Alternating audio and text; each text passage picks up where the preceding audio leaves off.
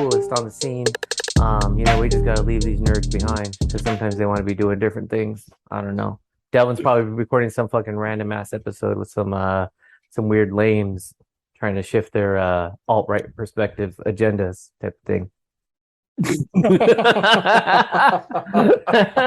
I was gonna say let's guess, and I was gonna go for Uncle Luke. Miami on the scene. You know what I'm saying? Nah, he's trying to go with fucking Uncle Ruckus. Whoa! You got the wrong uncle, man. He's always trying to fucking create a race war. I'm like, relax, man. Oh my God. That's what he does. Now he says he's got something special going on. I asked him what, and he didn't tell me. So I was just like, all right, fine, man. But Delvin's always good for it. If he really can't make it, he's really got a story behind. So I'm like, yeah, you do your thing, and then when you're done, we'll talk because I know it's gonna be a wild fucking story. It's gonna be something insane, So I'm looking forward to it. And then Shaun, I just forgot to call him, but also he probably wouldn't have come on. So it's no big deal. He did respond to the Twitter earlier. We were just the Twitter poll about the various cakes. I don't know if you saw that. No, I didn't. Oh, okay, yeah. So what was the poll? One gotta go. Pound cake, red velvet cake, cheesecake, or sweet potato pie. Ooh. Well, how does sweet potato pie end up in the cake realm? I think they just like sweet shit that black people eat. Well, that's what I'm about to say. Actually, this isn't one of these cakes got to go. It's what's going to trigger the black community. Correct. So, it's probably a Russian psyop because that's what it seems to always be lately. Exactly. I would give pound cake the boot. That's what Fowler said. And in another chat, Box said he would get rid of red velvet cake because he thinks it's mid. Mm-hmm. And then, of course, I want to slap the taste out of his mouth, but that's just me. And Ant said he would get rid of red velvet cake. And for him to say it, I felt you got reasons. See how that works? Yeah, how they both said the same thing, but one of them got me frustrated. Yeah. My friend. But, if you're anti-red velvet, you're anti-Juneteenth. So. Oh. Perspective.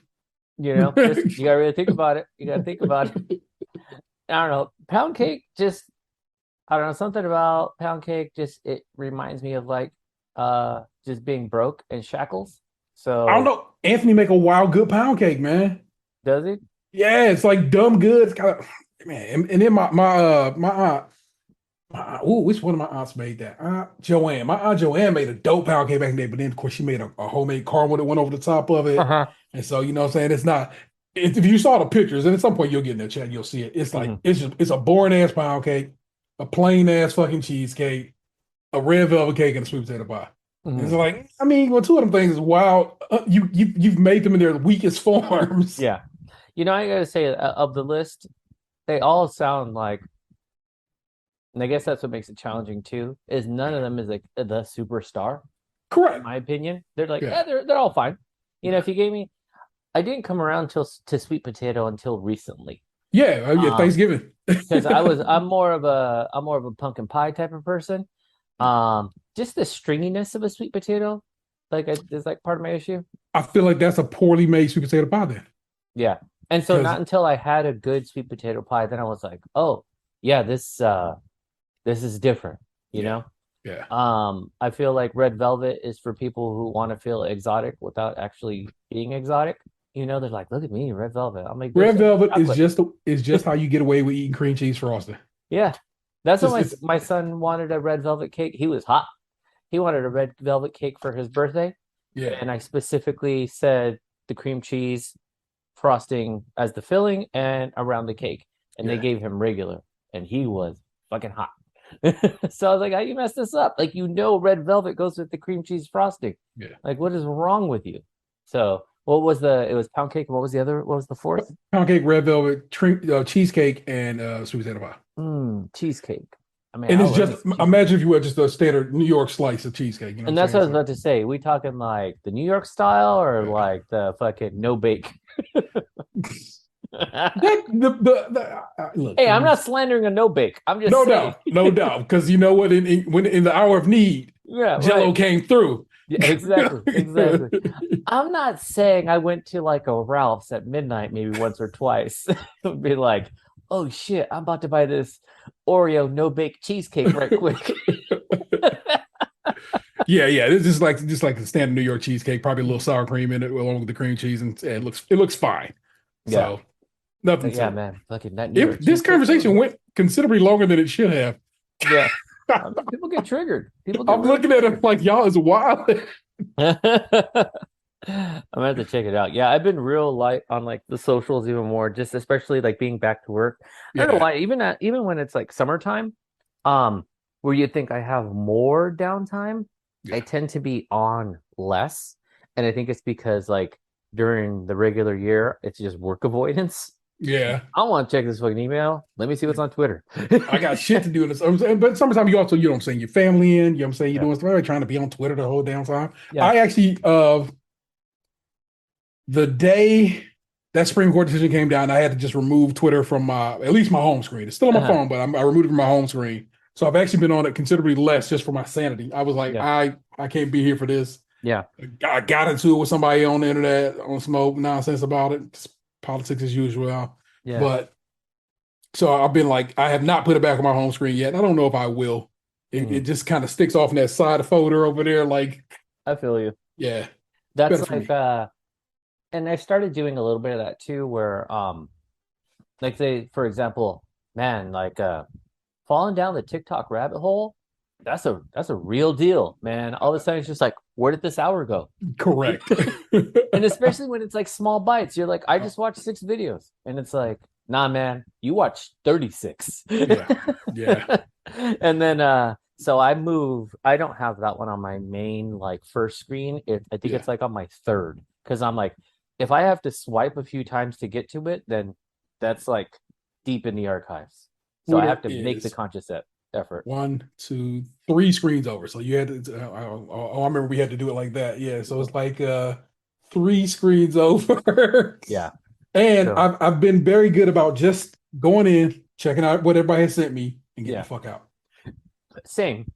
Because no matter what, like whether it's like huge life-changing like events taking place or just people being mad over like having the most anger and frustration over something like real teeny tiny, it's Yeah, just like I don't have time for it. Either way, I'm like, this is bullshit or you're bullshit. And I'm yeah, just like, I got enough stuff in real life to still be angry about that. I'm like, I yeah, don't, I just check in here and there. So mostly it really is just like, if it's not a mention or, like, you said, like if it's in one of the like many threads we have, yeah, then it's like, I haven't been really like checking in. Cause then I yeah. go to my timeline and I'm like, all right, yeah, this was not as enjoyable.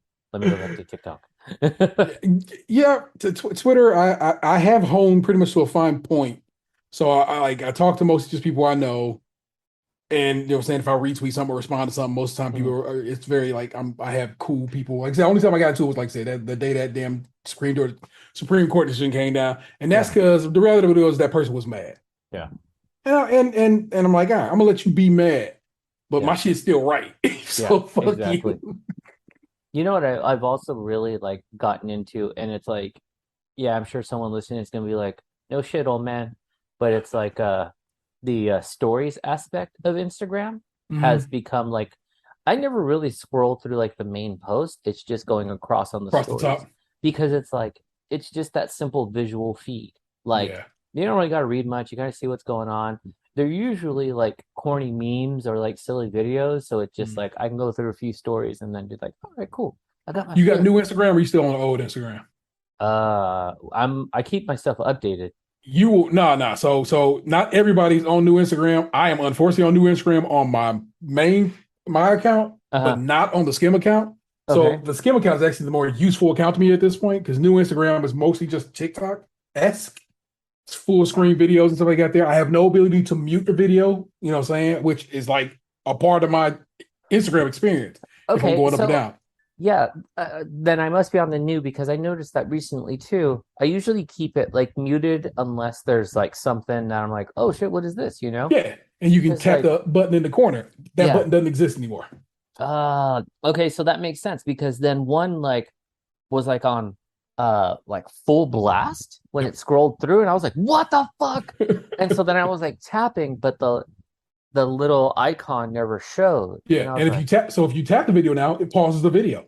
Well, yeah, that's not what I want. I want a no, silent video, which I'll it's listen like, to if I want to. yeah, I'll take the pause, but Yeah, I also want the mute.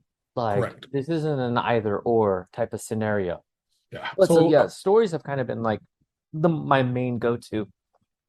And like I said, they're typically like lighthearted and stuff like yeah, that. So it's yeah, just like I'll go for that.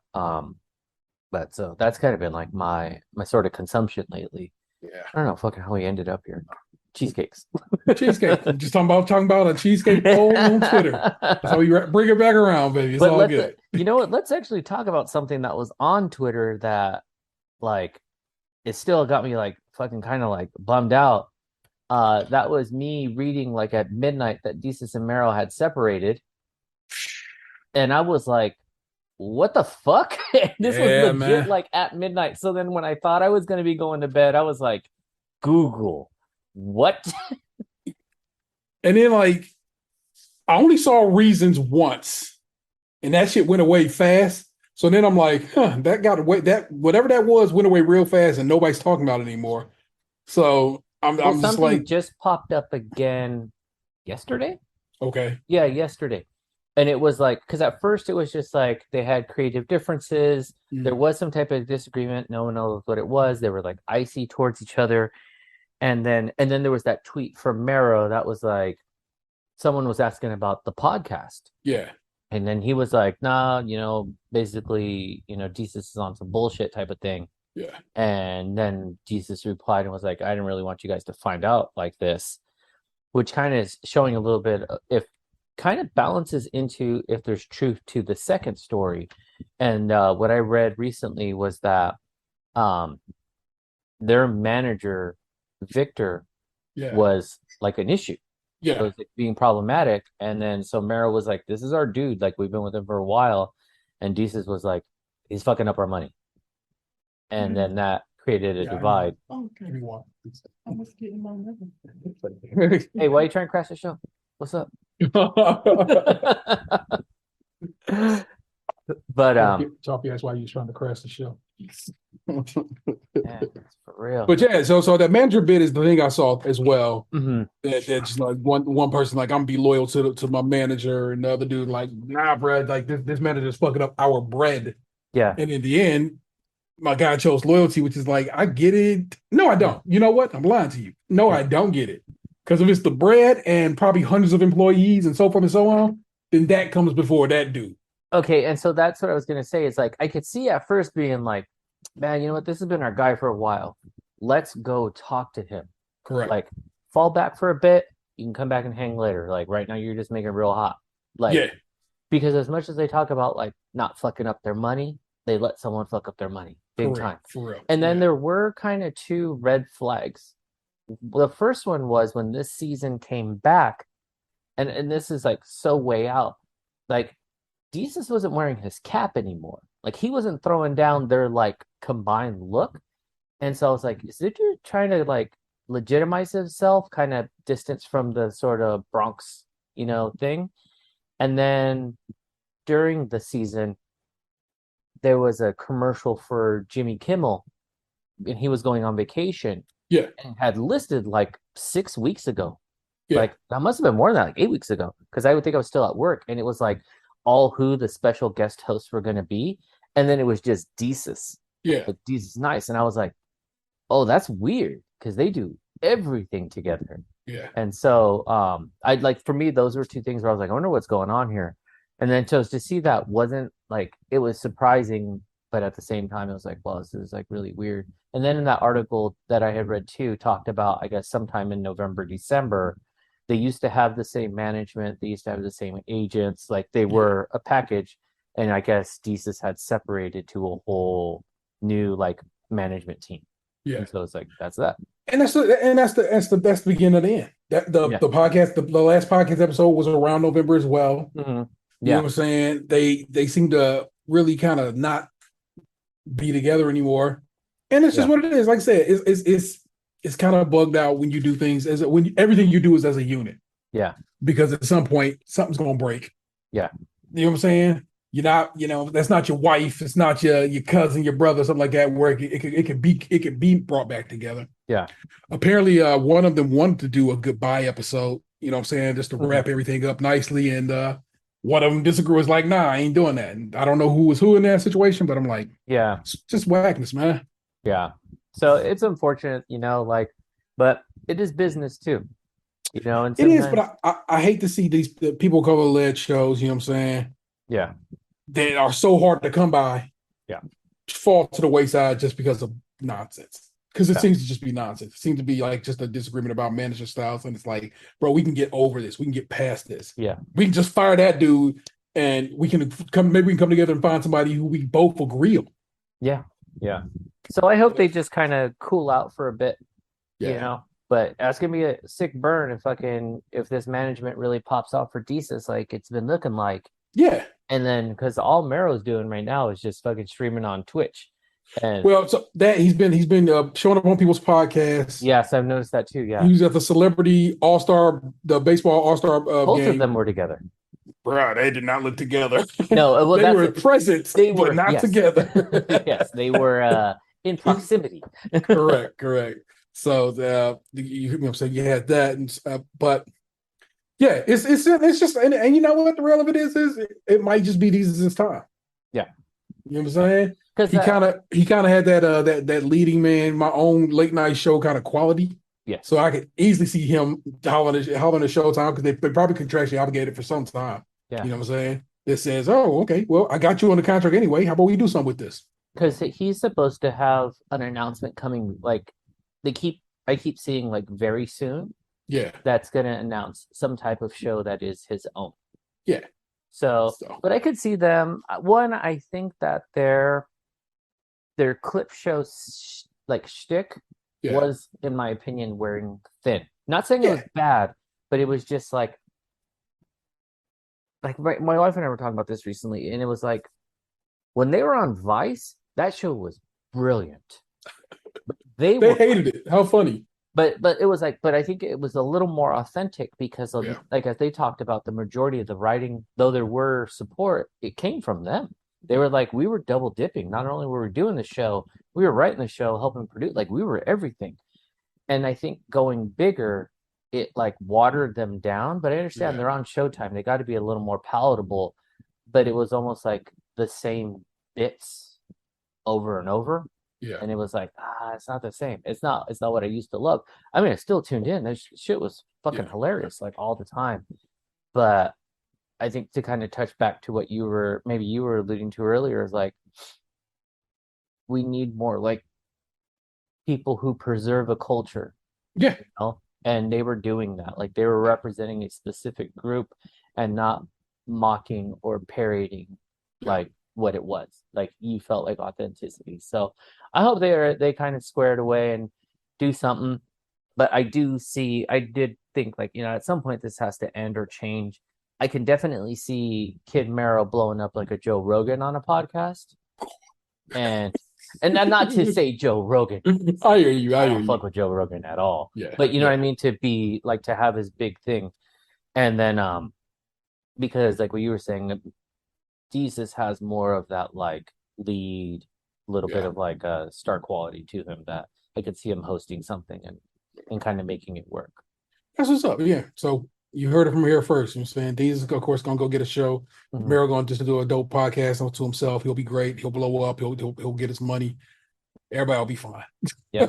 So just to go back to the Bodega Boys podcast, just giving out some Mero Damas. So I mean, but it was a bummer. Like just like, damn man, this season this ain't coming back. Like that. Yeah. But I mean, the podcast still exists. The shows are still there. You can always go back and watch them. Yeah. And at that too, nothing lasts forever. There'll be something else coming out. The Questlove Supreme episode with them two on it is basically a history of the site OK Player. Mm-hmm. And I've been an OK Player. I was on that site almost the day it opened. So I'm an old school OK Player. If you could like dig me up, it'll say charter member on the boards because I've been there for so long. So it's like it's fun. It was funny to hear the history of that site through because they were both on that site, and Mhm. so and I'm like, and so Quest was like, oh, what, that was you, and this that. I'm like, yeah, man, we knew. And I was Yeah. like, yeah, that's hot, man. And So I think that was really exciting about them too, is that they weren't new to this. yeah, Like they were on, and I think it's because they straddle a weird like they are older guys, yeah, but they also balance that like youth culture element. And so it's like they were on socials early on. They were ex on chat rooms and message boards too. exactly. That's, Like they were out in it. they were they are of the early internet generation, meaning them saying they knew dial up, Yeah, yeah, but yeah. also they're aware enough to grow with it and go with it, and so that was kind of nice to have somebody who's like just in our age range. You know what I'm saying? I'm Yeah. older than we older than them cats for sure, Mhm. but they're still in our range. They'd be like our siblings age or our Yeah. cousins age. You know Hmm. what I'm saying? Yeah. So they know what they know, and they fit a certain bill. And like I said, it's the culture, man. Both of them children of immigrants, you know what I'm saying? And Yeah. so they kind of had that vibe they brought to the table. I don't know, man. I'm gonna miss them. I really truly will Yeah. because I really enjoyed their show. I enjoyed their camaraderie. And like I said, who knows? Things could always change. I'm not saying they're gonna come back because I really doubt they'll come back. But I hope Yeah. maybe their relationship can be repaired. Yeah. And that's really what I'd like to see too, is just have them be cool. Yeah. Like hopefully they can work it out and just be like, listen, you know what? Fuck it. Whatever. Bring We're in not gonna work Farrakhan. together. He used to do this all the time. Bring come and make peace between. Oh shit. That was a left if you ever It's an saw old one. school throwback. Old school. Yeah. You had to know about Common and Ice Cube's beef to understand that Yeah. one. Which I saw just kind of as we continue fucking bird walking. Um I saw an old video that like resurfaced the other day, and I mean, old as it was maybe like a year or two ago, when Common was watching that one dude freestyle on the corner, and then he Hmm. hopped in with him. I think it was like at an Essence Fest or something like that. Have you ever seen Okay. that one? No. Oh, dude, it's fucking ill. So like, there's this young guy. I'll find out. I have to send it to you, and he's just like freestyling on the corner in the truest sense, where he's like that, and I can't do it justice, but he's like, dude, that dude over there wearing black Nikes, da da da da da. He's like Yeah. calling shit out as he sees it. And like Common is just nodding to this kid. Like he's in it. And then at one point, he grabs the mic, he starts freestyling too. They're doing a little bit of back and forth. It is like, it's one of those true, like, oh, that's a hip hop moment. Like, because it Nice. took it to its roots. It took it Yeah. to the corner. It took it to like just a beat and like let's just fucking go. So it was like, if you ever seen that video, like I highly recommend it. I'll try to find it and send it your way. It's pretty sick. But it was one of those that just like it came up in like my TikTok feed the other day, and I was like, oh, I haven't fucking seen this one in a bit. But that's just tight, man. Common's underrated. Like I think people just like to give him the like, he's a good looking guy, Yeah. you know. Um, but I think people forget like his early albums went hard. Like he's got bars for sure, and he can really really bring it. It's like he's just not that dude that's like in the movies. He's very versatile. So shout out to You Common. three, you three Common songs listeners. Soul by the Pound remix. I used to love her. And Knock Champa, Aphrodisiac for the World off of like Water for Chocolate.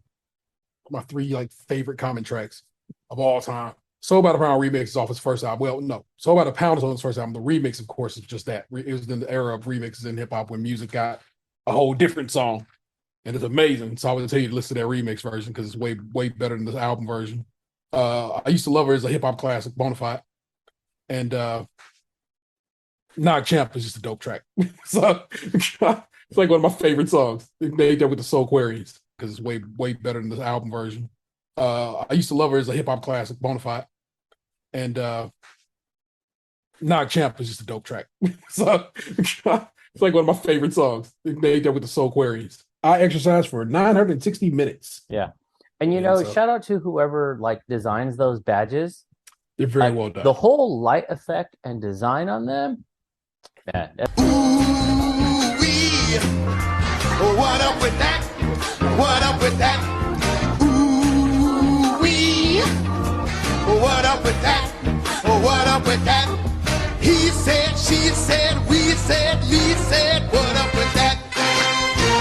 I'm trying to, like I said, just sweat it up, doing my damn Yeah. thing. You know, And whatever, all the little steps in the journey, man. You know, you ain't yeah, trying to die young, trying to die old. that's exactly what it is, bro. That's exactly what it is, man. I'm trying to see as many years as I can. So that's just what that has been. Yeah. And then, like, if you, my listeners, listen to my show, or maybe you're just like, I missed an episode. I have I'm gonna call him a friend, and I'm kind of loose with that. I didn't want to be too loose with that, but the reality of it is I've known this dude now for since the beginning of 2020. We chatted up at least, what I'm saying, once or twice a week, any given time. I talk to Chaufie just about as much as I talk to Carl. Yeah. So I'm gonna call my man Carl Tart a friend of mine. You know what I'm saying? We ain't the tightest. We ain't met for pizza yet, but but he's an improv guy and an actor and a writer and a producer, and he's one of the stars of NBC's Grand Crew. And there's a little buzz, just a little buzz about him perhaps getting an Emmy nomination the week before the Emmy nominations went up. And I saw that and I was like, bruh, if you get an Emmy, it's fucking over, bruh. And I just laughed. I'm like, man, I got to get you on skin before you get too famous. And he go, I've been saying, man, I will be on. I go, you are right. You have told me that you would be on my show. And I felt weird about that shit. Like I'm taking advantage of our friendship. You know what I'm saying? And so I finally just sucked it up and was like, all right, bro, let's do it. And we set a date, and the date came, and Carl was nowhere to be seen. Oh, shit. So I'm like, hey, man, you getting on? He goes, oh, bro, I told you to remind me. I go, I did remind you. Check your junk mail. Goes to his thing, sends me screenshots. I'm so sorry, bro. I'm like, yeah, I know, man. It's cool. I know you didn't do this on purpose. And he goes, and he's like, what about tomorrow? And I'm like, I don't know. Let me check. And I go, what about next week? He goes, next week I'll be out of town. All right. I'm like, all right, well, let me see what the homies say. And so we ended we were in the recording setup for Skim, and it just was like, yo, he can't do it. He can do it tomorrow. Everybody, we good to do it tomorrow. Everybody's like, all right, we can make it work tomorrow. I'm like, cool. I'm like, well, we're not recording tonight because I'm not going to try to do 2 podcasts in a row. It just drains me. It takes a lot out of me. You know what I'm saying? I know it shouldn't, but it does. And so we knocked off for the night. We had already done NM at the asshole and called it a done deal. Next day, spot on time. He got there even before Anthony got there. My man crawled in the room, and we go. And it's a real good episode. It's a good time. It's on the Skim YouTube. I spread the word of it far and wide, man. So it's got some views. Not tons of views, but it's got some views. What's the title of this episode? Squirrels one, right? Squirrel Nation. Yeah. And, which makes sense when you listen to the episode. Yeah. Now I'll say this. A few things to comment on. One, if you're not listening to Stays Crunchy and Milk, definitely do all the subscribe, share, listen to it. It's a great show. Super good conversation. This episode, knowing some of T's behind the scenes, and you've talked about it on your show too. It's we're independent shows. Yeah. We're regular dudes with regular jobs doing regular shit. We don't have managers and publicists. We don't have people finding guests for us. We have to reach out to people. And so T shared, it's uncomfortable to be like, you want to be on my show? My little ass show that my same small pocket of friends listens to, it's like, fuck, man, this is going to suck. And so knowing that you had to get over that sort of mental hurdle to then be like, dude, you want to do this? Because then it feels like, am I impeding on your time? Are you just a nice guy that you're like, I can't tell this fucker no, but I don't want to do his little show. That's the stuff I go through in my head, so it's just but it showed in that episode that there is a relationship. The communication was established, the references were there, and it was natural. That was more than just a guest. That was just that was a friend dropping by the crib, so that I really, really enjoyed that show. I was just like, man, this guy, the way he fit in and didn't show, which I appreciated too, because he talked about he's been in and around the business since a kid. Yeah. And does not come off as a garbage LA person. He was just this is the dude I would see on the corner, he'll chop it up with you. That's the feeling I got. So I was like, this episode is really, really good. I really, really enjoyed it. So Devlin, not just this episode, all episodes are always real strong, real entertaining. But this one in particular, and knowing like how much effort went into it, like definitely like Yeah. people got to listen to it. So that episode was really good. Well, special sauce. I felt good about my questions. I felt good about how they came off. You know what I'm saying? Nothing felt rude or like an overreach and overstep, if you will. You know what I'm saying? When I asked about money, I didn't ask about it in a way that would make me think, man, hey man, what's going on? I wasn't pocket watching. You feel me? I just more want to know because like I see a lot of guys on TikTok, like actors that you probably came up on sitcoms that who are like, I am going to show you guys my residual checks because some of their residual checks is like a penny, and Yes. some of them is like $200. I'm like, and I just dig that. That's a fun part of the industry, and I always wondered, okay, what gets you your bread? I mean, is it appearances or is it writing? You know what I'm saying? Is it which one continually comes out the pocket? You know what I'm saying? And he had the answers for it. And it was it was a delight. You know what I'm saying? I learned things that I did not know about. People have hit me up and said, hey, man, I didn't know anything about producers and how that and writing and how that works. And that's real dope to know and understand. I was like, cool. I'm glad I asked that question. And that's what I liked about this episode too, because like this is something like my wife and I have discussed, like to get, let's say, one show off the ground, it's not just the actors. It's not just like the actors and the director and the cameraman.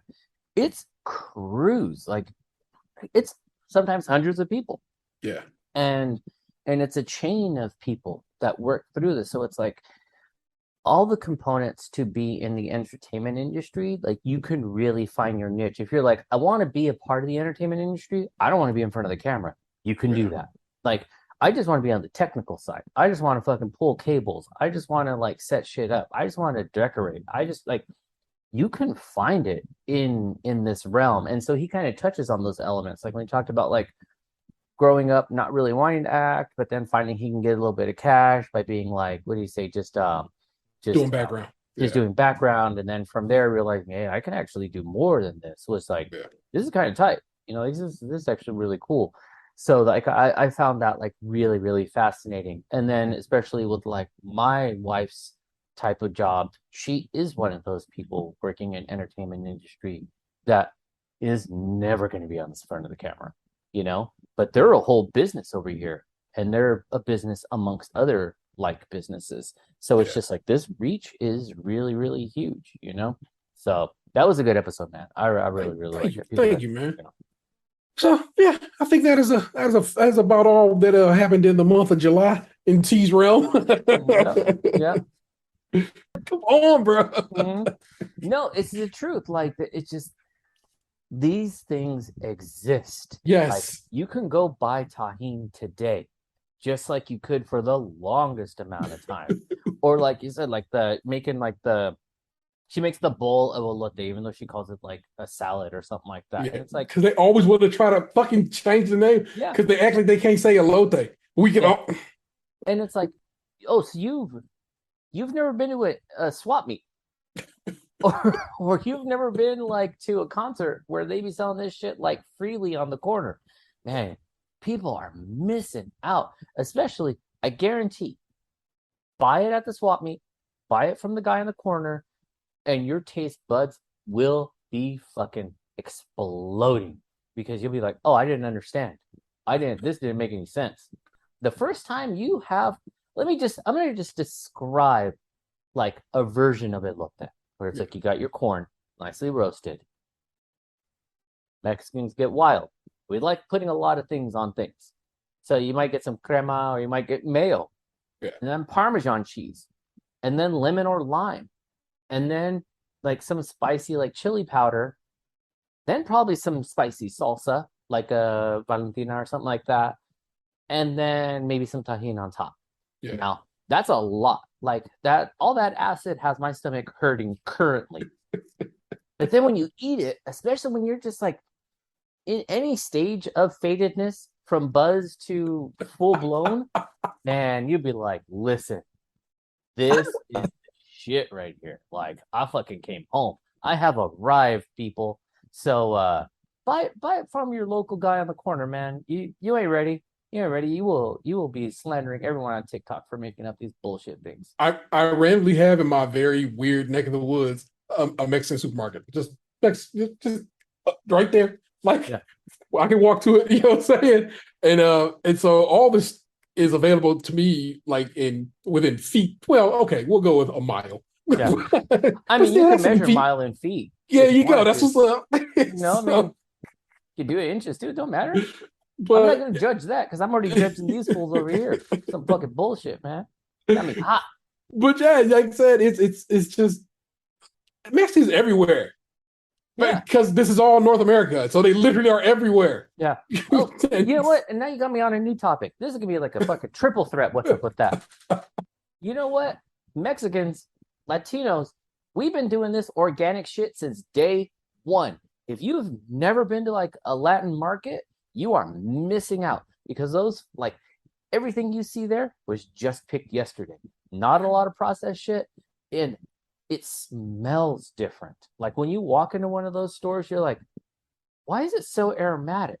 Yeah. Because that's like super fresh produce. That's like not stale down, dumbed down, been on trucks for a few weeks, but still looks like it just got picked yesterday. Mm-hmm. Like it's different. If you know what, I'm not even gonna talk about it. I don't want you guys going to the fucking market. Never mind. Keep walking by. It's dangerous. You will get stabbed. Cool, You cool. get monkeypox. Don't go. Oh shit. Don't go. Don't go. But if you do go, they be making burritos there too. And you don't even know. You don't even know. But young people, I guess all I gotta say is stop being stupid. You know, I guess to really sum it up, it's like all these things, put some respect on their name. Call them what it is. Because it existed before you and it's gonna keep existing. You don't need to change the name. You don't need to fancify it. Just it's a burrito.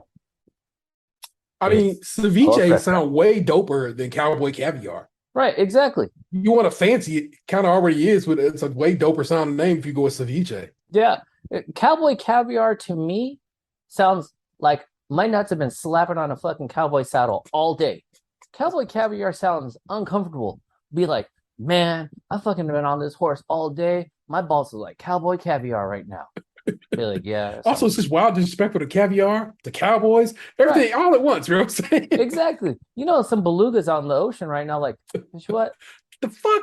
You think I gave all my babies to be? Right, exactly. They've been paying 12 stacks for one of my little tins. Yeah. So, I don't know. Just people just stop being stupid. Like, it's okay to like just call it what it is. So, yeah, anyways, for sure. I'm gonna step off my high horse now. Because we're all out of secrets. But see, man, let's probably start off with what have you been up to? Oh my goodness. So I made a point to kind of type some things down. One in the month of July here, a little bit after we recorded our last episode, I took my first vacation and I haven't had this much time off of work since my youngest child was born. So I took an actual 11 days off. It was supposed to have been when I drove across the country, but that didn't end up working out. So I literally just did a little bit of a staycation and it was great. Yeah. It was fucking fantastic. I played a ton of video games. I just hung out with the lady because she took the time off too. We were nice. prepared. We ended up going to the beach at some point with like a new beach, a beach around here we had seen but never actually went to. So we finally went to check that beach out. NEW or NUDE? New, as in I have never been there before. Okay, because just the way it was like pronounced here, I was like, "Whoa, I didn't know you guys get down like that." You'd be like, "Man, oh, I'm certain somewhere in the great state of Ohio. I bet you. I mean, that has to be right now. Nude Beach, Ohio. Let's do it. Nude Beach, Ohio. So somebody got a private little something. Green Valley Family Naturist Park in Medina, Ohio. Cedar Trails Nudist Retreat in Pebbles, Ohio. And Edgewater Beach, which is the beach around the way from me, and that is definitely not a nude beach. That's just the city beach. But oh no, here's a Google group, Ohio nude beaches. There you go. And this says there are no nude beaches in Ohio this time of year. Come to Florida. The only ice here is in the drinks. Okay, thanks, buddy. Oh wow, cornball. Fuck out of here. Yeah. At least be like the only ice around here is on my neck. Like, I mean, they can play that a lot differently. In the drinks. Lame. Anyways, okay, so you guys went to the beach. A new beach, not a nude beach. Correct. Did the kids hang out with you guys at all, or was it just mostly you two just kicking? It was mostly just us two, but my youngest did kind of hang around me a bit. My son, like I said, he just been all over the place. He got his car, his new to him car, Mhm. and he'd been riding around. And then he broke it the other day because he was Yeah. trying, because he just does. He'd be like, I'll just replace this part. It should be easy. And then he finds out it's worse than just what he thought. Mhm. And so he kind of put it back together now. And I'm like, okay, cool. But he But also said now, that's his shit too. It's like working on cars, right? yeah, for sure. But sometimes it's like he be getting a little too excited, and then he ends up Yeah. with a car that can't run. Yeah. So right You know now, what you could do is you could play the fucking car mechanic simulator. Just the same. okay. So right now, cool. Okay, car's back together. It starts, seems to be going. But now you've gone so long, it's 30-day taxes up. So now I got to get plates for it. And I ain't got money to get plates for it right now. Also, it's your car. I shouldn't be having to buy your plates. But I'm Yeah. going to end up buying you your plates because I'm your dad. So Yeah. I'll Is he give him working his. at all? Not yet. No, he's been on the look. He was hoping to work at a video game exchange type spot, Mhm. but they were not. He thought they were hiring, but turns out they were not hiring. They were actually asking for, because he thought he saw a sign in basically saying, "Hey, now Mhm. hiring." But it turns out he got close to that sign with his old blind ass. They aren't hiring. This video game exchange that we've been going for years is now accepting kitchen appliances, tables. Like I'm like I guess air fryers and toasters, and Mhm. I'm like, that's weird. That's Yeah, a weird company move, and I'm like, exactly. that also seems kind of crackish, Yeah, I was kind gonna of say that's heading into the pawn shop realm. correct. So I'm like, that is strange, but yeah, I literally was just talking to him yesterday about. I'm like, I'm like, and I'm not trying to force him like you got to get you a job, but I'm Yeah, like, it's okay to maybe consider getting a gig. And there's a couple of spots, man. I'm just telling you right now, man. The move is go work here. They'll give you benefits. You'll be fine if they work with your school schedule. You know what I'm saying? When yeah, you start school, you'll be even better. Blah blah blah. You know what I'm saying? So he'll get there. yeah. But it don't Yeah. hurt to get some coin in your pocket too, especially if you got a car and you want to start Exactly. That's what I adding said. I'm to it. saying, I said, pay for your car parts, pay for your lady. You're all to the good, man. Oh yeah, So that's right. He's got a lady. Would you say they just had like a 3 month anniversary? 6 months, six Oh, months, six 6 months. months. Yeah. So Damn, committed. yeah, I can't call it. My young in the midst of this month, my youngest turned 15. That was pretty dope, Mhm. and just make me just feel older and older by every breath and moment. Now, But do you guys celebrate birthdays? Do you do anything or just yeah, we usually do them really big, but this year for the 15th, it was like first they were like, "Hey man, I want to have a tea party," and I'm like, "Okay, I think I can make that happen." And Mhm. they're like, I just want to go to Cheesecake Factory." I go, "All right, who do you want to come with you?" This person, this person. That's it. That's all. You sure? Yeah, they're my homies. I'm like, "All right, cool." So I had to take. I had to. I said a word like that. So I ended up taking out the family, three friends, because Xander, my youngest loves Xander's girlfriend, and Mhm. so wanted her to come along. So she dragged along, and then Vanessa's mom and her nephew came. So had a flock of people to Cheesecake Factory, and then oh yeah, I'm supposed to talk about this on my own damn show. Hey, you'll get a double helping this. No, you won't, because I'm definitely not going to talk about it on Skim now. It's too far out. But I can talk Yeah. about it on Caddy because we can do it like this. They bring me my food. I order a chicken sandwich. I bite that bitch. I'm like, what the fuck is this? Is disgusting. Burnt. They had burnt the shit out of it. Okay. They clearly either that or they didn't need to change their oil. My Vanessa's mom, pretty much my mother-in-law, is eating her food, cuts into it. Oh, my chicken is literally raw. I'm looking right at it. Oh, you This got the chicken, opposites. yeah, exactly that. So I'm like, for me, I was kind of go just charge to the game. I really was. I was like nothing to it. But then that raw chicken deal, I was Yeah. like, hey yo, Someone's fucking up here. and I'm like, hey, I'm not mad at you. I'm not going off on you. I don't want you to think this is anything to do with you. Yeah. To I say You this on just my brought me, server. you brought me what you brought me. Correct. She didn't bring food. Other people brought the food out. Mhm. So this is not on your because the way you know how restaurants run. They'll Yeah. just have somebody come bust the food out. I'm like, my sandwich is clearly burnt. Her food, if you look over here right now, is clearly raw, and that's raw chicken. This could just lead to all kinds of Yeah. what. This can go real bad. And she like, I will get you a manager right now. And I'm like, hey, look here. I'm not bugging. I'm not even Yeah. tripping out on you. You're like, I'm not trying to scam you and be like, I want everything free, fucking, you know. Exactly that. Because like I said, I just was like, but I do need this address. Manager comes over and I'm like, hey, I want you to know, oh, girl didn't have she was nothing but pleasant. Yeah. Don't penalize her. Bad experience. Don't come at her wild. Don't come at her sideways. He's like, we're gonna, of course, we're gonna just knock those right off your bill. And how about a few pieces of cheesecake for free? And I'm like, sure, buddy, that's good. That's fine. Because I'm not angry about this. I'm just like, hey man, let's clear this up and make sure I don't pay for it. That's where I'm at on this. Yeah. But then we see him take old bird off to the side and start yelling at her and berating her. And I'm like, this motherfucker. You're like, do I got to get up now? Lightweight was about to have to go right. like, where it's just like, fuck, now I got to be this girl's dad. Listen. Is Wayne Brady got to choke a bitch? Is what exactly. I just finished telling you, don't say anything to her. Go back into the kitchen, tell that fool who's probably high off his ass right now. Like, I don't make assumptions. I'm just like I said. I worked in the kitchen. I can make that assumption. But it was also Mike Fowler type back there. Fuck that guy. Get high. And that's why he goes by the dank chef. He doesn't go by I'm sober evangelical chef, dank chef. Because you high, motherfucker.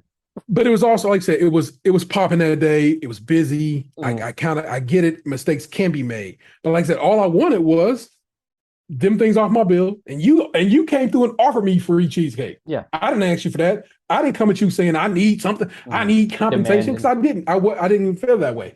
But it was just so, I was like, oh my God, it was so whack. I was like, bro, I can't believe this old girl. So my mother-in-law tipped her really well.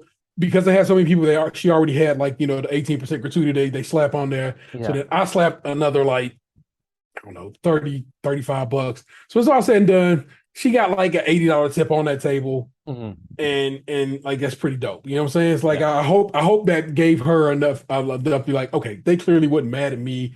And fuck him for being a little bitch. I hope she thought her manager was just a little. Well, because I mean the downside to that too is like, depending on the circumstances, sometimes that charge goes to the server. Yeah. Because they'll be like, this is your fuck up. But if you're saying too, like, hey, listen, it's not on her. Yeah. She took the order. She doesn't prep the food. Correct. Someone else. And what it should fall on is whoever is expediting the plate. There's usually a middleman who then goes like, oh, this is the chicken sandwich? Bitch, what's wrong with this? Like, this thing is burnt. We can't send this out. So that's unfortunate. But yeah, I mean, it's good to just be able to take care of her, even if she probably got a tongue lashing, just to be like, it ain't true. I hated it, man. It was so whack. My fitness journey still continues. I'm still out here every day closing. Can I get it? Yeah, there man. we go. I know. Still out here closing the rings. I get the fold. Damn, my arm is just trying not to disappear at me. Anyway, still out here closing the rings. I actually bumped my calories up yesterday for the first time in a bit. And closed all them rings again. So I'm out here, man. I'm still out here getting my exercise on. That's really good. Yeah. Because wherever you can find the inspiration to keep it going, and then like we've talked about this in the past, if you are a achievement hunter, trophy hunter type of person, this your shit. And especially on those special days when they're like, you want to get the yoga badge?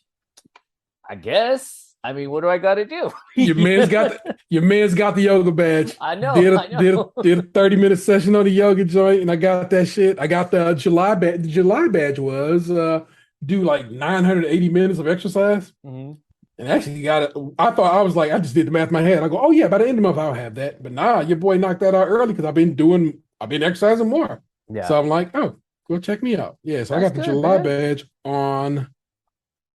What's that say? It doesn't say the date. I used to have a, but it just says I earned it in July. But I got there. I exercised for 960 minutes. Yeah, and shout out to whoever designs those badges.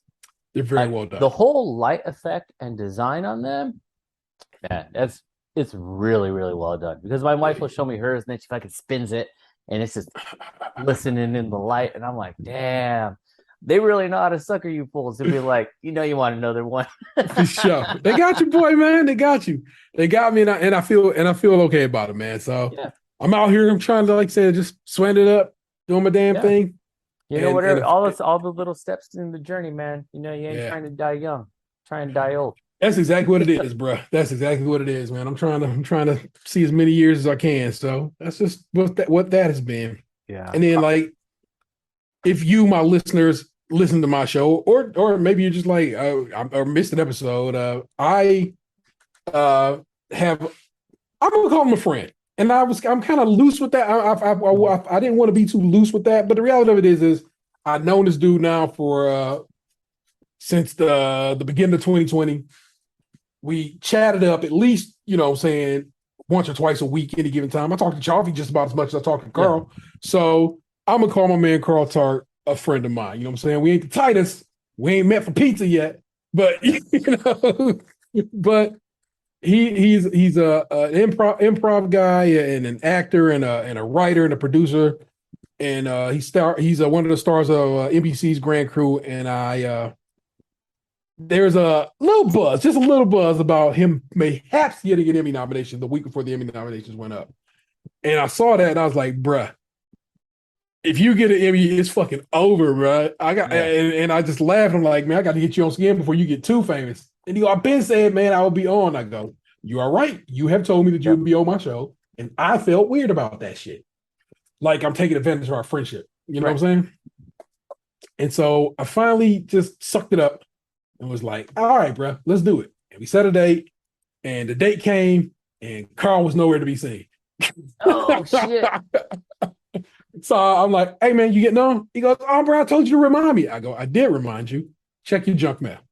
Goes to his thing, sends me screenshots. I'm so sorry, bro. I'm like, yeah, I know, man. It's cool. I know you didn't do this on purpose. And he goes, and he's like, what about tomorrow? And I'm like, I don't know. Let me check.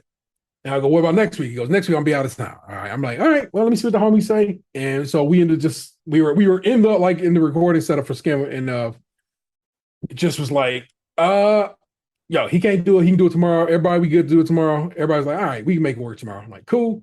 I'm like, well, we're not recording tonight because I'm not going to try to do 2 podcasts in a row. It just drains me. It takes a lot out of me. You know what I'm saying? I know it shouldn't, but it does. And so we knocked off for the night. We had already done NM at the asshole and called it a done deal. Next day, spot on time. Even got there even before Anthony got there. My man crawled in the room, and we go. And it's a real good episode. It's a good time. It's on the Skim YouTube. I spread the word of it far and wide, man. So it's got some views. Not tons of views, but it's got some views. What's the title of this episode? Squirrels one, right? Squirrel Nation. Yeah. And, which makes sense when you listen to the episode. Yeah. Now I'll say this. A few things to comment on. One, if you're not listening to Stays Crunchy and Milk, definitely do all the subscribe, share, listen to it. It's a great show. Super good conversation. This episode, knowing some of T's behind the scenes, and you've talked about it on your show too.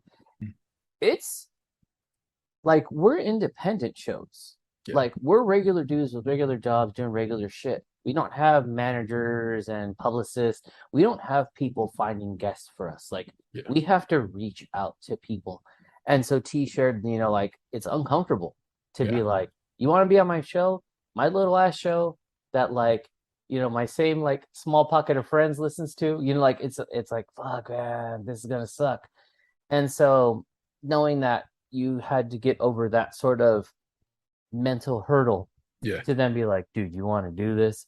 Because then it feels like, am I impeding on your time? Are you just a nice guy that you're like, I can't tell this fucker no, but I don't want to do his little show. That's the stuff I go through in my head, so it's just but it showed in that episode that there is a relationship.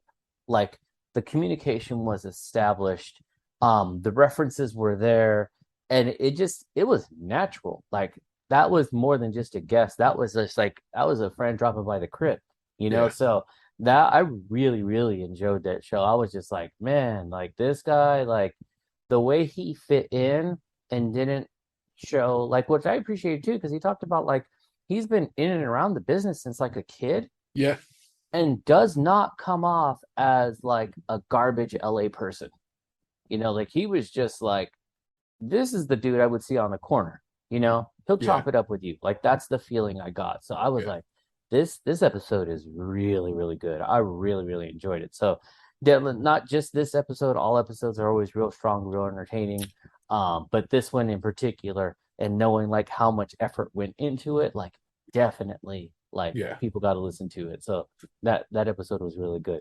Well, special sauce. I felt good about my questions. I felt good about how they came off. You know what I'm saying? Nothing felt rude or like an overreach and overstep, if you will. You know what I'm Hmm. saying? When I asked about money, I didn't ask about it in a way that would make me think, hey man, what's Hmm. going on? I wasn't pocket watching. You feel me? I just more want to know because like I see a lot of guys on TikTok, like actors that you probably came up on sitcoms that Hmm. who are like, I am going to show you guys my residual checks because some of their residual checks is like a penny and Yes. some of them is like $200. I like that, and I just dig that. That's a fun part of the industry, and I always wondered, okay, what gets you your bread? I mean, is Yeah. it appearances or is it writing? You know what I'm saying? Is it which one continually comes out the pocket? You know what I'm saying? And he had the answers for it, and it was Yeah. like it was a delight. You know what I'm saying? I learned things that I did not know about. People have hit me up and said, "Hey, man, I didn't know anything about producers and how that and writing and how that works, and that's real dope to know and understand." I was like, "Cool, I'm glad I asked that question." And that's what I liked about this episode too, because like this is something like my wife and I have discussed, like to get, let's say, one show off the ground, it's not just the actors. It's Yeah, not just like the actors and the director and the cameraman. It's crews. Like it's sometimes hundreds of people.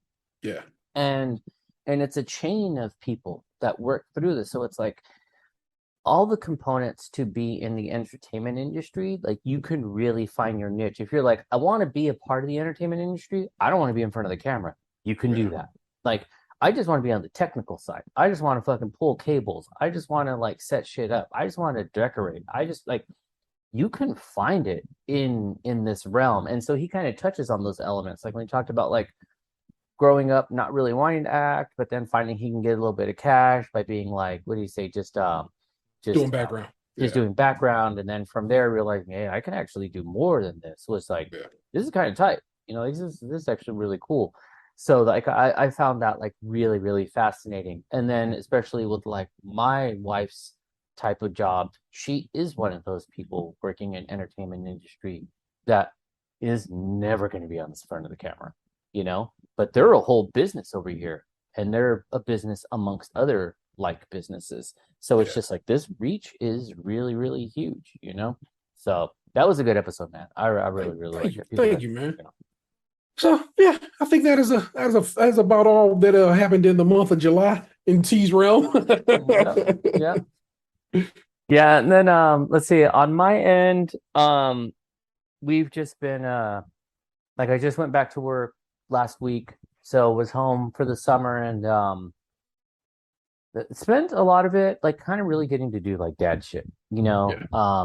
let's see, my daughter she got into like a language arts summer school, Mhm. and so that kind of kept her busy, so she was there for like the first part of the day. And then my son, we've heard his adventures of middle school, and so then I had to get him into a summer school class for math because this school like really like tanked his math class, like to a percentage that I didn't know was feasibly possible. So I was like, listen, man, you fucked up. Like, you got to go to summer school. And have to say this. I was very proud of him. This is his last week of summer school. It's a 5-week thing, and he went every day. There were maybe one or two times where he grumbled, but I could see growth in him. Like he Okay. actually said to his sister the other day, um, I don't know what they were talking about, but he goes, listen, whatever you do not fail a class. Because if you fail a class, you have to do it again. And now I like missed part of my summer because I had to go to summer school. Yeah. And I was like, oh shit, that's some growth. But this was also the really bad like math teacher that he had. Um, but it also showed Gavin that like there's some ownership in it too. Like Yeah. just because someone else is wilding out doesn't mean you get to wild out. I think he would have probably still failed the class, but probably not as bad as he did. Okay. Um, and so I asked him because that teacher would be like, I'm just preparing you for high school. And so then I asked him, I go, now that you got a high school teacher, like, what's she like? And he said, like, in the first couple of days, he's like, she's clear, but she's like direct, like firm. And basically like, don't mess with me, I don't mess with you, and we're good. He's Yeah. like, she explains stuff. He's like, I get it. And like my son is, like I mentioned before, like a very, very bright kid.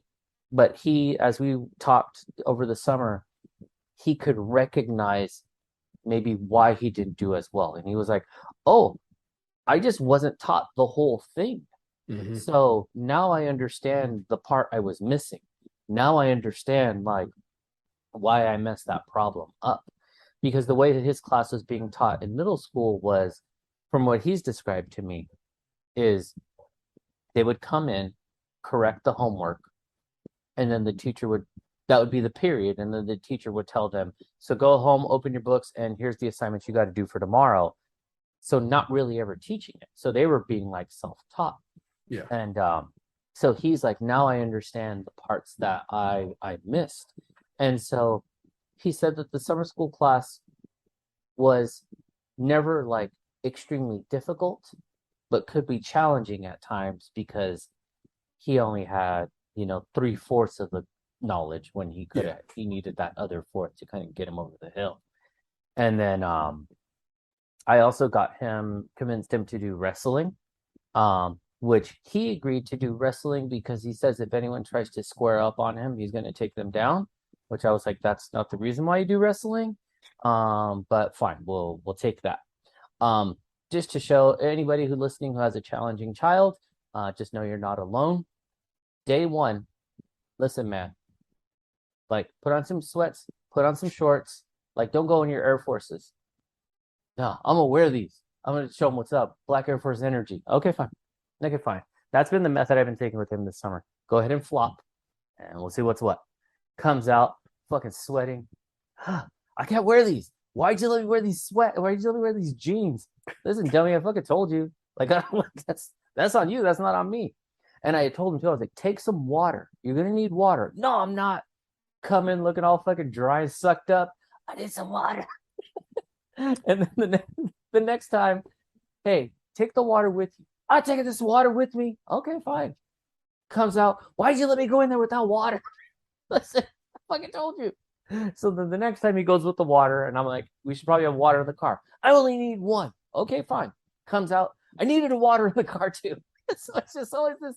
Listen, man, I'm not trying to make your life harder. I'm like telling you what you need, but clearly you need to keep falling on your face before you Yeah. realize, shit, this guy's trying to fucking help me, but he's also got too much fucking pride that he will never admit that.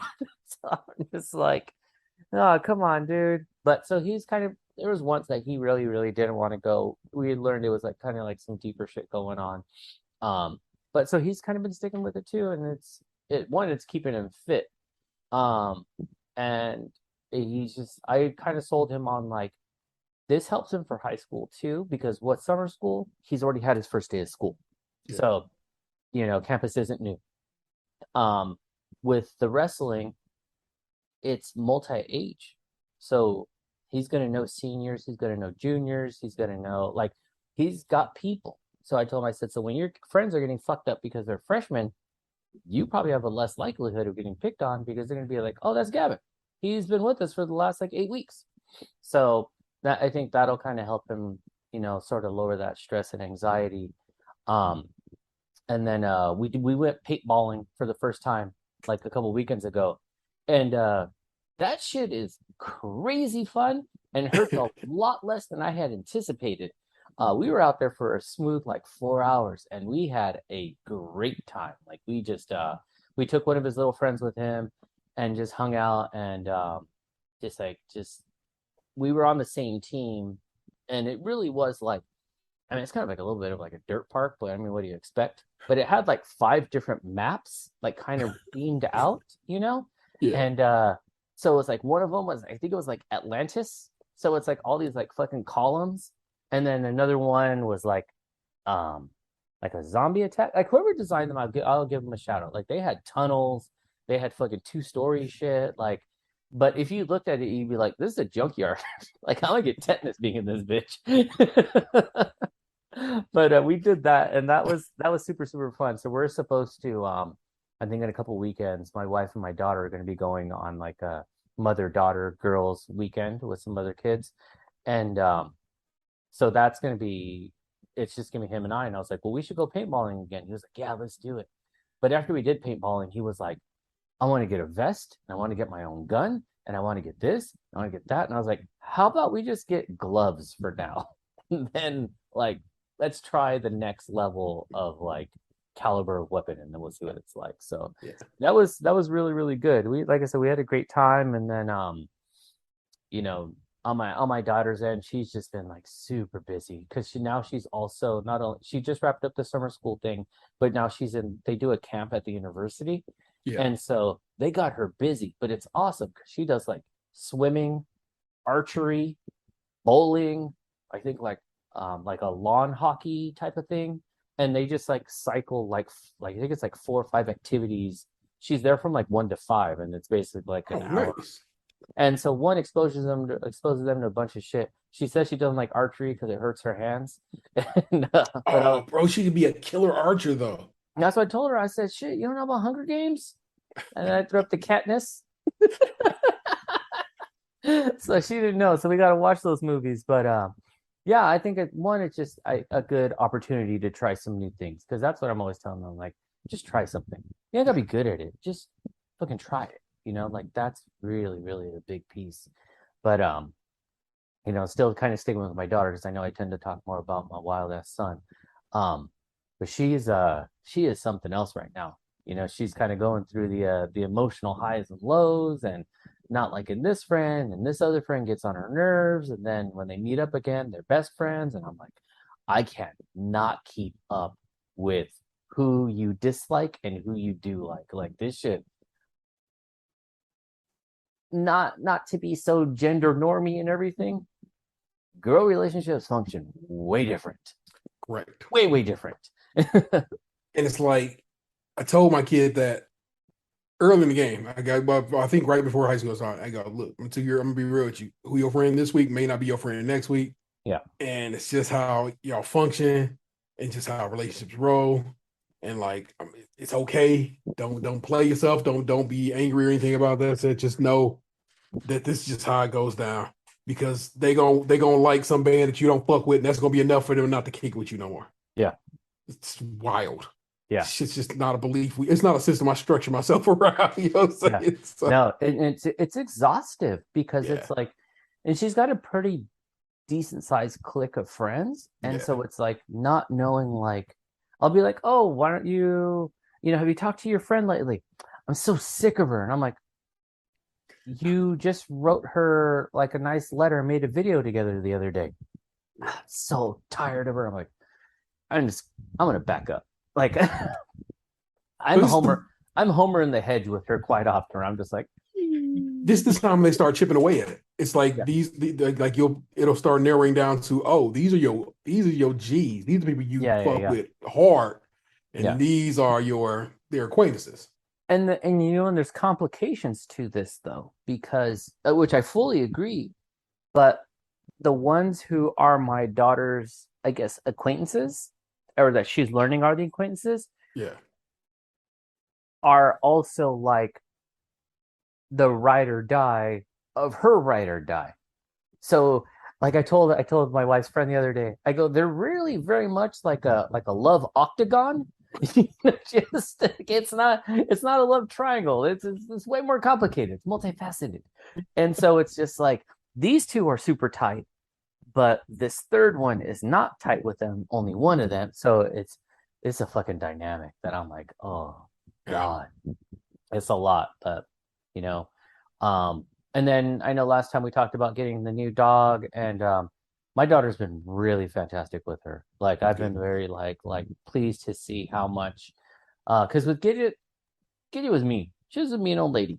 And Lucy was like, I'm just staying away. But with this dog, with the pug, you gotta like clean their little face folds and shit like that. So every night Lucy comes, wipes her down, wipes the paw, like gets her cleaned up, checks in on her, really enjoys, like we keep her on a schedule. So she'll be like, is it time to feed her lunch? I'm going to feed her lunch right now. I'm going to feed her dinner. Like really on top of taking care of the dog and things like that. So is really, really like stepping up her game. So that's been really nice. Oh, and then I did want to share like two things back to like my son and his friend. So, so we're in the fucking car and we're talking about coming to shoot paintball again. And so I always tell my son, I'm like, why don't you tell your friend to like spend the night? You guys can hang out, you can do something fun, you know? And he goes, no, I don't want my friend to spend the night. So then fast forward to when we were paintballing, he's all, yeah. He's like, you should come over, you should spend the night. Just don't be weird. Just don't do weird stuff. And so I'm like, I kind of perk up because I'm like, he's always like, this fool's not spending the night at my house. Yeah. So then he's like, so the friend's like, nah, man, I won't. He's like, just don't do dumb stuff. So I go, what? I go, do you prank your friends when you spend the night? And so the friend is like, nah, I don't want to say anything. And so my son is like, just tell my dad. And this is one of those things. Someone actually like told me the other day because I realized more and more like how much like how connected my son and I are. Like I think my investment in him pays off in a stronger relationship, you know? And so he has a lot of trust and a lot of confidence in me. You know, he knows I'll listen to him, I'm not gonna judge him. So I say that to say this. He goes, just tell my dad. My dad's not gonna say anything. Just go ahead and tell. Like he's in the car, he's not gonna get mad. So the fucking kid's like, no, I'm not gonna say anything. So finally he goes, all right, here's what happened. He's all, there's about 6 of us. We were spending the night at another kid's house and we found someone's dildo. And so it's like, okay. So then he goes, now what we said was whoever goes to sleep first is getting this dildo in their mouth. So then I was like, okay, so what did you do? And he was like, well, he's all, the kid whose house it was where we found the dildo, he's like, that kid was the first one to go to sleep. And just to show the age and sort of like youthfulness of it, he was like, and he really is like the sweetest, nicest kid. He's like, he's a lot smaller than us. He's really, really kind.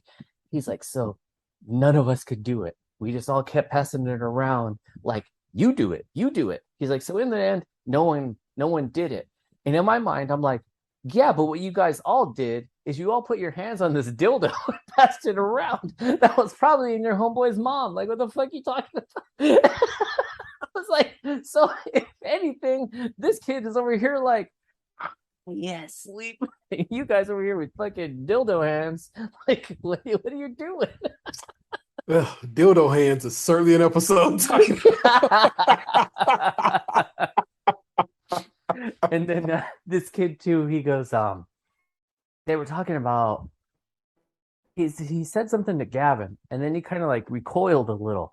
And I was like, you all right? He goes, I don't want Gavin to get mad at me. And Gavin was like, yeah, he learned. And I was like, what? Because it was a period of time where him and this friend like didn't talk for a little bit because this kid was talking shit to Gavin.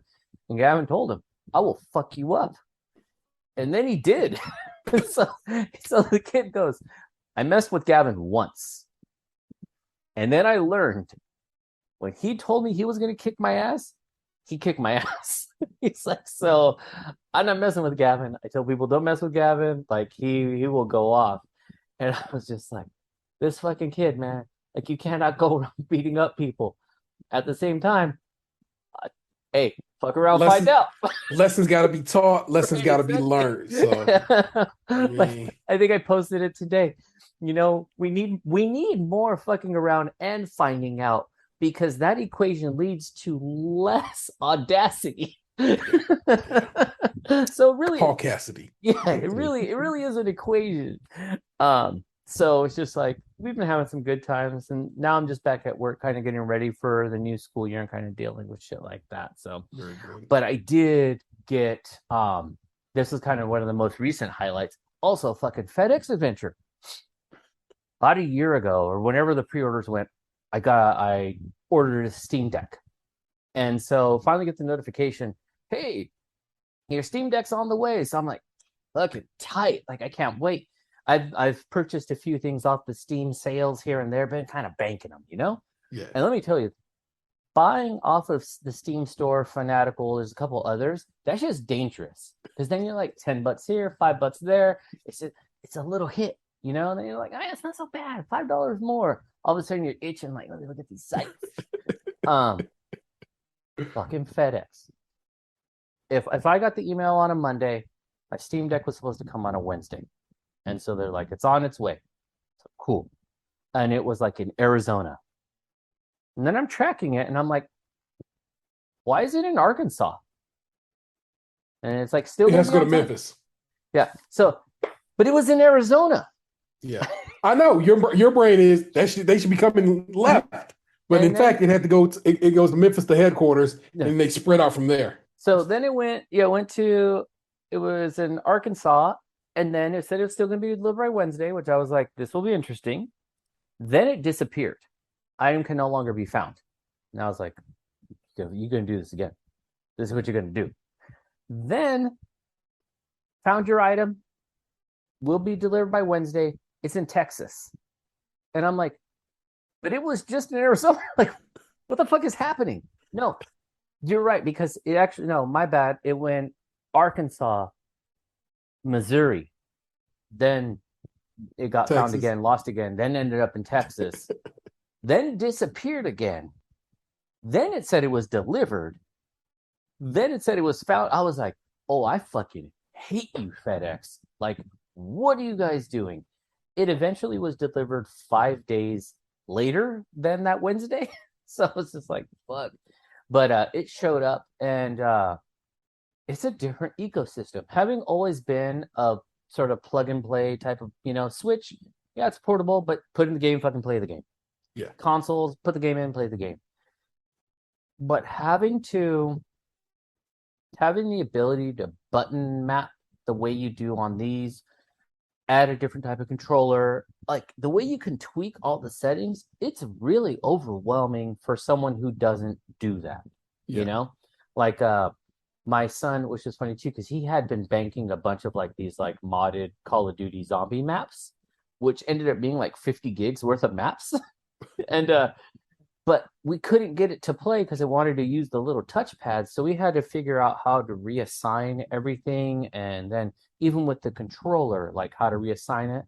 And then learning that because it is a handheld PC, you got to like restart it after you make the changes. So it's not like you get your Switch and you're like, oh, I want to turn this off, turn it on. And then it happens. It's like, you got to back out. You gotta come back in. And I was like, that's a little bit of a learning curve, But also, aren't you a Mac user? That too. It's completely different. Completely fucking different. Because I walked into this bitch, I felt like the fucking the Donald Glover when he's walking with the pizzas and the room is on fire. I was like, yeah, I'm fucking playing the Steam Deck. No, just like I was not ready. Oh my god. But it's big. It's fucking huge. Yeah. But it's also very comfortable. Yeah. And not that heavy. Right on. I was like, okay, this and it makes sense the way it's like designed. So I've really, really been enjoying it. I do need to figure out how to, like, I know it's possible, I've seen it done, but how to set up like the PlayStation Remote Play and the gamepad, or like not xCloud or whatever. Yeah. Even though it's like 4 steps, it's still intimidating to me because it's like out of my realm. Like I was watching a video and it's like, now copy this code and paste this code and something about Python or whatever. And I was like, I don't know what this is. I just know enter password. Like, well, you've really added some challenges, but now all of a sudden, now you become a PC gamer. Mm-hmm. And then you start just doing that. So yeah, because it does have me fucked up in the head where I'm like, yeah, these games are like, they're so cheap, even for something fairly new. Like, yeah, it's just dangerous. Like it's a dangerous game. So, nice. But I've been enjoying it. I've been having a good time. I've actually been playing a lot of sessions on there. Skate, it's like a new skate game that I don't think it's out on Xbox or PlayStation yet, or it might have just come out. But it's like it's $50 on the consoles, and I got it for I think $18. Yeah, and I was like, and to be honest, it's worth about $18. Like, so I was like, if I would have paid a full $50, I would have been hot. I was like, I'm playing this bitch. So it's been good, man. I've really, really been liking it. Battery life is for shit. That thing, man, it feels, for old heads like us, it feels like playing the original Game Boy. Like you get about a smooth 30 minutes and it's like, and that's it.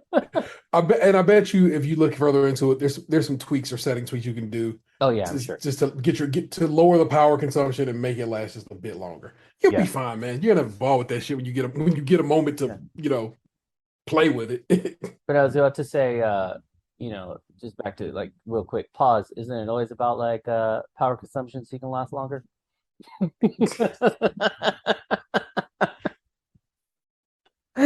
Oh, sir. I always love tease, disappointment and laughter. This mother's like just the silent. This motherfucker, man. But let's see. Just in general, though, kind of like my social media. I mentioned earlier when I'm off, I don't even like game a lot either because Yeah. I'll start playing and then I'm like, I'm gonna go outside. Like it's the opportunity to do something. Also, it's just that I get a lot of like bottled up energy because at work I'm constantly like doing shit, problem solving. And so when I do except for like the regular weekends, but like when I'm on vacation, like from work, it's almost like, what do I do with this? Like if the hardest thing is what did I do for lunch? I'm like, I gotta solve something, you know? So then I just like my wife will find me just walking around the house. She's like, you gotta go do something. But I did play the Destiny Witch Queen Okay. expansion. It's really good. It's super, super well done. It's beautiful too. Maybe Destiny always is, but they they really knocked it out of the park with this expansion. Super, Okay. super good. And Nice. then I've been playing I got I started it and then it just was like too soon because I think I had finished Horizon at the time. But now I dipped back into that Kena Bridge of Spirits. Yeah, yeah. That's a good game. Like I've been playing that one a ton. I highly recommend like picking that one up and giving it a try. It's got it's a little bit of like an adventure sort of platformery. Like I know people will super disagree, but there's something about it that gives me like a Zelda vibe.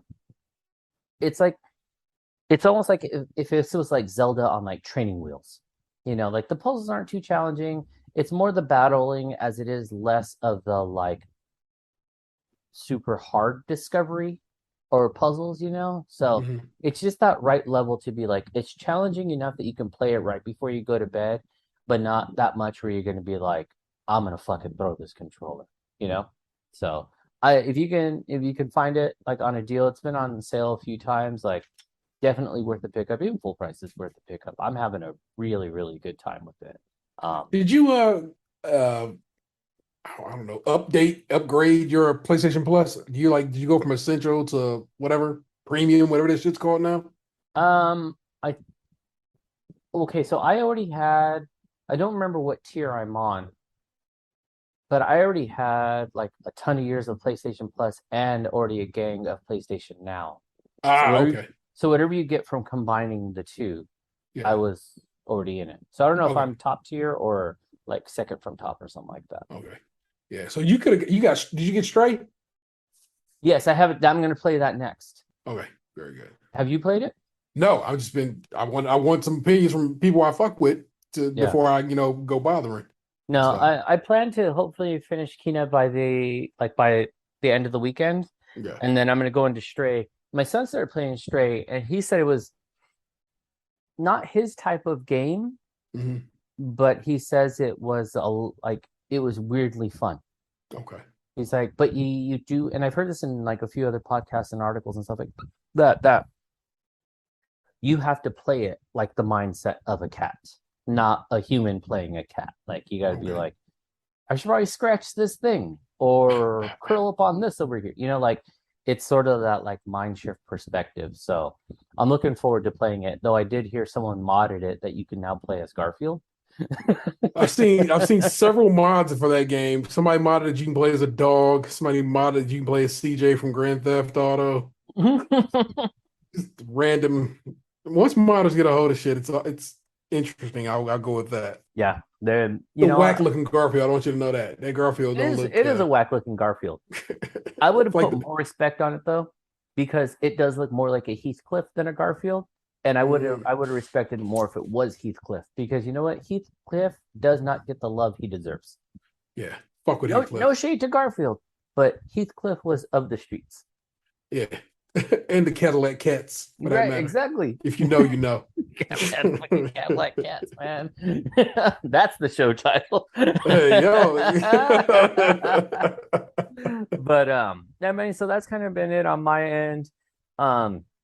Like I said, you know, just kind of dipping back in, playing these games, and just try to have a good time. You know, try not to be like super stressed out, and just very good. Kick off the new year. But before we sign off, T, you want to tell people what's coming up, what's happening on your end? I'm gonna run you through this list of things that T's been doing. In books, A Long Way Down, Nick Hornby. High Fidelity, Nick Hornby. The Martian, Weir, I can't remember his first name. Blood-Sucking Fiends, Christopher Moore. All these are some of my favorite authors, and all these were comfort re-listens. Or books I've actually read that this time I went and listened to. Mm-hmm. It's a good time for all of them. I just finished Blood-Sucking Fiends last night. Games I've been playing, as Dusk Falls, so it's on Game Pass. You should play that game. It's real good. Power Wash Simulator. Perfect thing to throw a book onto or a podcast to and just groove. Still fucking around with Fortnite. I'm like level 82 in the Game Pass at this point. Tight. And yeah. And got snagged myself another victory royale the other day. Felt real good about that. I started Garden Story. Don't know if I'm gonna keep going with it, but there you go. Kentucky Route Zero. Started that. Again, don't know if I'm gonna keep going on that. And I beat AC Origins.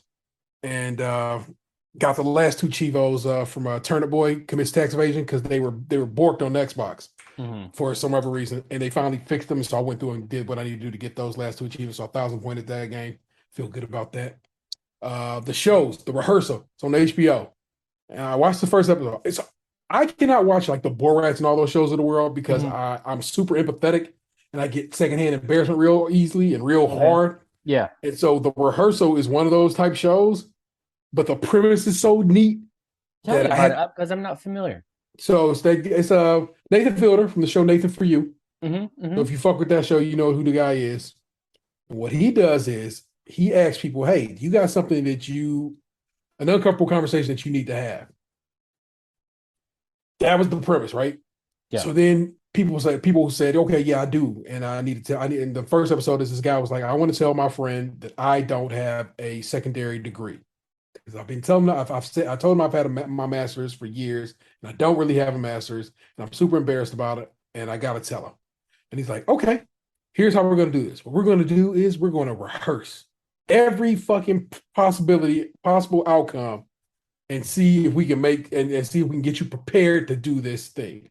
But it's not just that. What they did was go through, sneaking this dude's house by saying they're the gas company, 3D model his house while they're in there.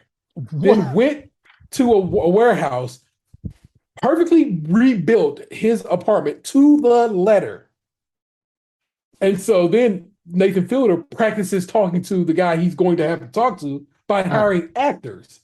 So first he's talking to actors, and then he goes and talks to the actual guy. And the guy says, "I play trivia at this bar." Okay, cool. So they go through and meticulously rebuild the bar in that same warehouse. So they can it's like, so like I said, the premise is so fresh that I had to for at least this first episode push past my secondhand embarrassment. Because that's something to see, like, where does this go? Because that's taking it to a different level. That's not just that's not cringy. Like, it is cringy, but it doesn't stop at being cringy. It goes into like, oh no, we've elevated it. Like, that's fucking wild. So if you got HBO, it's on HBO. New episodes on Friday. I could not watch the second episode. I tried. I tried to start 45 seconds in. I was like, nope, right the fuck out. And I'm the same way too. If it like uncomfortable shows, you know, I got to change it, or it pains me. Yes, to see it happen. Where I'm just like, no, because I put myself in their shoes and it just feels awful. Exactly. What else? The Orville New Horizons. That's basically the third season of Orville. The Orville is now only streaming on Hulu, so they call it Orville New Horizons. And basically, the episodes are almost feature length. They've been doing. They're going to do have eight episodes. All of them are about an hour and 15. And so it's real fun if you fuck with the Orville and Star Trek type shows in general. That's a good one. Loot on Apple Plus is Maya Rudolph, Ron Funches, a bunch of other people. An amazing show. I I couldn't. I know I need to give it more time. Yeah. I struggled with the first episode, and so I haven't gone further. I It know it's just about establishing everybody, so yeah. because I have a lot of comedic respect for the cast. I'm just like, Yeah. oh, these are brilliant heads. So I'm like, I think I just need to let the people develop. But the Yeah. first episode, I was like, it was a little too on the nose for me. Yeah. Well, I've enjoyed it, and so I've just been kind of riding out with that one. Also on Apple TV, For All Mankind, it's in its third season. Last episode's actually this week, so they're for this season, so they're wrapping it up here, and it's such a good show. And if you have not watched For All Mankind, everybody seems to be getting hip to it all at once right now, Mhm. and I'm like, well, y'all late, but I'm welcome to the party. Yeah. It's a fictionalized history of the space program, and it's great. It's fucking just great. It really is. And I saw Thor: Love and Thunder, and I absolutely loved it. But I love almost all Marvel stuff, Mhm. so you can't use, for example, if you are a person who like kind of only likes Marvel stuff, you might not love Love and Thunder. But if you go hard for Marvel stuff, you might really enjoy it because Yeah. it's very much just a fun movie. The trailer for Black Panther and a bunch of other stuff came out at Comic-Con, and I've watched that trailer now 4, 5, 6 times. Yeah. And I just like, I'm so hyped, man. I I'm so love hyped. I love the cultural praise that it's getting, Yeah, because especially like I was telling my wife about this yesterday, just saying how much like um it's like we knew what Black Panther, like how much of a win it was for the Black community, yeah, and then now for the Latin community to have a piece of it as well, and at that, not fair skinned Latinos. yeah, Like the like your main guy is like from Mexico. yeah, Like he's real deal. He's brown. He looks like me, maybe less fit, but you know what I'm saying. But it was just like it's the representation where it's like, fuck, we're here too. Like it's one of those things that like when I first saw it, I will say I did feel like an emotional pride, because like, and I know we always keep talking about it, like we're older guys. yeah, We didn't have, and so it makes me happy for the kids today. Like, fuck, you got superheroes that look like you. That yep, shit's tight, because yeah, none of them did. yeah, Like none of them. You got white guy with blonde hair, white guy with brown hair, white guy with dark hair, white female, aliens. yeah, Like it was like you weren't getting a black and Apache chief, and all he could do was grow. Like, come on, you know. So it's like we didn't have all. So it's just like to have this sort of representation come through. It's a beautiful thing. yeah. Um, so I It's just why it's why Miss Marvel was so good to me. Like there are people who are like, or maybe like shaky on Miss Marvel, yeah but to me, end to end, Miss Marvel was all about representation of Pakistani Americans, yeah Muslim Americans in general, and just like it was about brown people, and I fuck with that so hard, bro. And like I yeah said, Namor, the Submariner, being yeah basically of Mayan heritage. You know what I'm yeah saying? Taking yeah. that shit to the old period I to, was to like, these pyramids over here. and then his sort of costume like design too. I was like, oh, they were not subtle. Yeah, Like, so I thought it was really awesome. And I do what we do our next episode, I do want to dig deeper into Miss Marvel. yeah, yeah, Probably, in my opinion, one of the best Marvel TV shows, yeah, based on how it did things differently in a non like formulaic way. yeah, That yeah, show was amazing. Yeah, and I think over the summer I kind of try to catch back up on what was like on my DVR. Got caught up with like Walking Dead. Got to finally wrap up. I know it's super corny sounding. I love Downton Abbey. I love the fucking drama. And so on HBO Max, it's the what is it called? The Golden Era, I think is what it is, where it's basically Downton Abbey, but like in early New York City. okay, And so man, it was good. I really, really loved it. So I was just watching the shit out of that show. And slowly, I'm like 3 seasons behind Better Call Saul. So I was going through that and just catching up through a bunch of shit. So We're yeah, I supposed to mean, talk Stranger Things too. We'll have to get back around yeah, that yeah, next oh time yeah, too. Stranger Things too. We'll have to dip into that one as Yeah. well. But because I think we're down to our last couple minutes before the shit kicks us out again. It's gonna be tripping today. But with that, man, you guys had an extra special episode because you got two of the best. So you know what it is. You got me, That's what's up. Chaufie. You got my boy T over here. We out of here. Peace. Peace. What you say, Grandma? What you say, Grandma? What you say, Grandma? What you say, Grandma? Mama. Mama. What? What you say, Grandma? What you say? Grandma's not here. Grandma not here. She's not here.